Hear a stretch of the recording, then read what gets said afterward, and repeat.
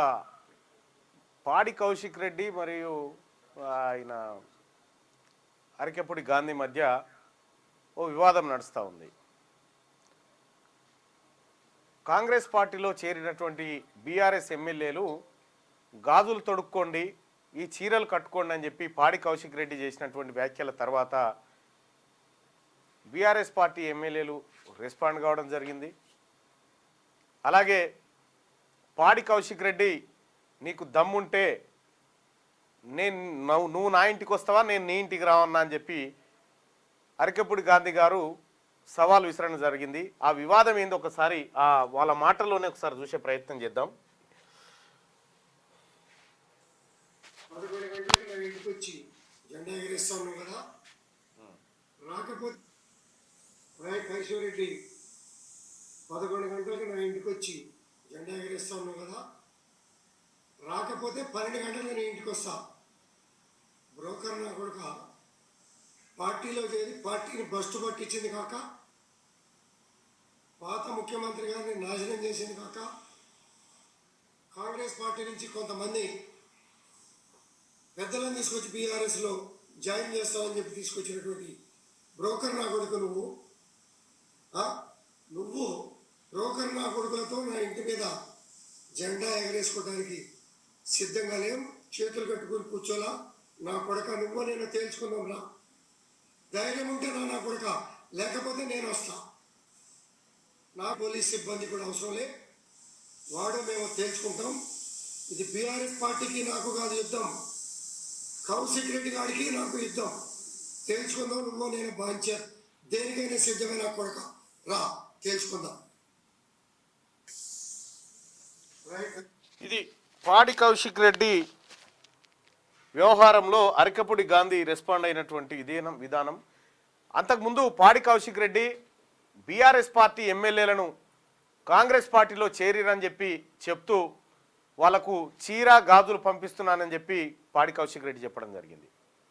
మరి వాస్తవానికి ఇవాళ మార్నింగ్ 11 గంటల వరకలని ఇంటి మీద జెండా ఎగరేస్తా అని చెప్పి పాడి కౌశిక్ రెడ్డి చెప్పడం, 11 గంటలకు నువ్వు రాకపోతే నీ ఇంటికే నేను వస్తా అని చెప్పి అరికెపుడి గాంధీ చెప్పడం. అరికెపుడి గాంధీ ఇక్కడ మనం విజువల్స్లో చూడొచ్చు. పాడి కౌశిక్ రెడ్డి ఇంటికి బయలుదేరి పాడి కౌశిక్ రెడ్డి ఇంటి దగ్గర ఉన్నటువంటి ఆ గేటును ఆ తర్వాత వాటన్నిటిని కూడా తొలగించుకొని పాడి కౌశిక్ రెడ్డి ఇంటికి పోవడం జరిగింది.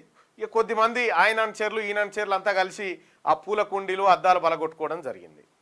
అయితే హరీష్ రావు గారు ఎంటర్ అయ్యిండు. హరీష్ రావు గారు ఎంటర్ అయిపోయి ఇది కాంగ్రెస్ పార్టీ గుండా రాజ్యం, కాంగ్రెస్ పార్టీ దౌర్జన్య రాజ్యం అనేటువంటి మాటలు చెప్తా ఉన్నాడు. నేను చెప్తా ఉన్నా హరీష్ రావు గారికి, ఖుద్దు అరికెపుడి గాంధీ గారే చెప్పిండు నేను బీఆర్ఎస్ పార్టీలోనే ఉన్నా అని చెప్పిండు. నా మీద కప్పినటువంటి కండువా అది దేవుని కండువా కప్పిండు రేవంత్ రెడ్డి గారు వాళ్ళ ఇంటికి పోతే అనేటువంటి మాట చెప్పిండు. ఇక్కడ అసలు విషయం ఏంటంటే ఇద్దరు బీఆర్ఎస్ పార్టీ ఎమ్మెల్యేల మధ్య గొడవ జరిగితే కాంగ్రెస్ పార్టీకి ఏం సంబంధం? ఇద్దరు బీఆర్ఎస్ పార్టీ ఎమ్మెల్యేల మధ్య గొడవ జరిగింది. వాళ్ళిద్దరు అరే తురే అది ఇదని గలీజ్గా తిట్టుకున్నారు.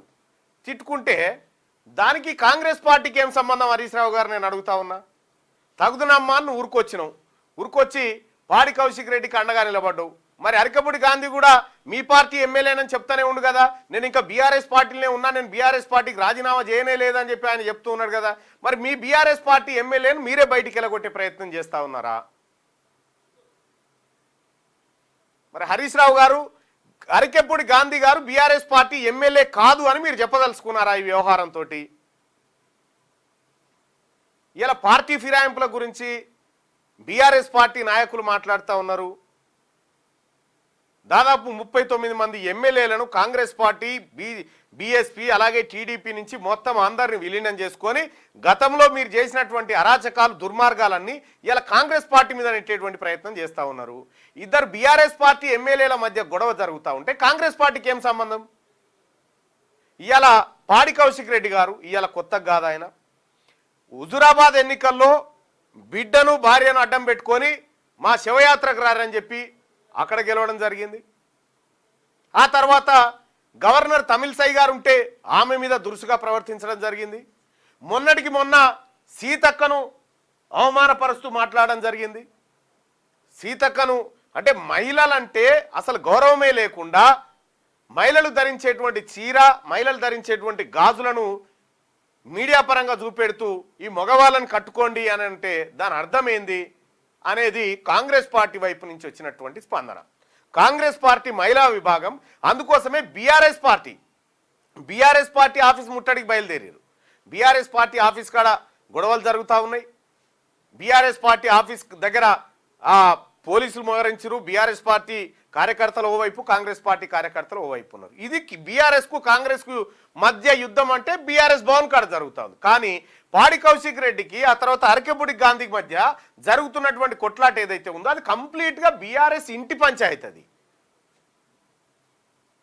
భారత రాష్ట్ర సమితి ఇంటి పంచాయతీ. దానికి కాంగ్రెస్ పార్టీకి ఎలాంటి సంబంధం లేదు, ఉండదు కూడా. మీ పార్టీ ఎమ్మెల్యేల మధ్య గొడవ జరిగితే మీరు సరి చెప్పుకోవాల్సింది పోయి అరికెపుడి గాంధీని ఇవాళ మా ఎమ్మెల్యేనే కాదనేటువంటి దృష్టికోణంతో మీరు చూస్తూ ఆయనను బయటికి వెళ్ళగొట్టే ప్రయత్నం చేస్తూ ఉన్నారు. ఇది కాంగ్రెస్ పార్టీ ఆయనను లాక్కుందనడు కంటే బీఆర్ఎస్ పార్టీ ఆయన నిలగొట్టుడే కార్యక్రమం ఎక్కువ చేస్తున్నట్టుగా కనిపిస్తూ ఉంది. కాబట్టి ఇప్పటికైనా హరీష్ రావు గారు ఈ కాంగ్రెస్ పార్టీ పైన బురద జల్లేటువంటి కార్యక్రమాలు బంద్ చేసి అసలు మీ ఎమ్మెల్యే ఎందుకు మీ పార్టీ ఎమ్మెల్యేని ఇంకో ఎమ్మెల్యేని అవమానపరిచిండు, మీ పార్టీలో ఎందుకు గొడవలు జరుగుతూ ఉన్నాయి, మీ పార్టీ ఎందుకు ఇట్లా విచ్చలవిడిగా తయారైపోయింది అనేది మీ పార్టీ ఇంటర్నల్ వ్యవహారం. అది దాన్ని మీరు తెలుసుకోవాల్సినటువంటి అంశం. క్లియర్గా అరకపూడి గాంధీ గారే చెప్పిండు, నాకు కాంగ్రెస్ పార్టీకి సంబంధం లేదు, నేను ఇంకా బీఆర్ఎస్లోనే ఉన్నా, నేను రాజీనామా చేయలేదు, నేను బీఆర్ఎస్ పార్టీ ఎమ్మెల్యేనే అని చెప్తా ఉన్నాడు. ఇంత క్లియర్గా చెప్పిన తర్వాత కాంగ్రెస్ పార్టీ బీఆర్ఎస్ పార్టీ ఇప్పుడు పాడి కౌశిక్ రెడ్డి పోయి అరకెపుడి గాంధీ ఇంటి మీద జెండా ఎగరేస్తాడు. జెండా ఎగరేసుకొని 7 దోశల మన్నెత్తిపోసుకొని మాకేం సంబంధం కాంగ్రెస్ పార్టీకి? కాబట్టి ఈ పాడి కౌశిక్ రెడ్డిది కానీ లేకపోతే అరకెపుడి గాంధీ పంచాయతీని ఇది బీఆర్ఎస్ పార్టీ పంచాయతీగా చూడవలసి ఉంటుంది. కాంగ్రెస్ పార్టీకి దీంట్లో సంబంధం లేదు. ఇది నేను చెప్పదలుచుకున్నటువంటి అంశం.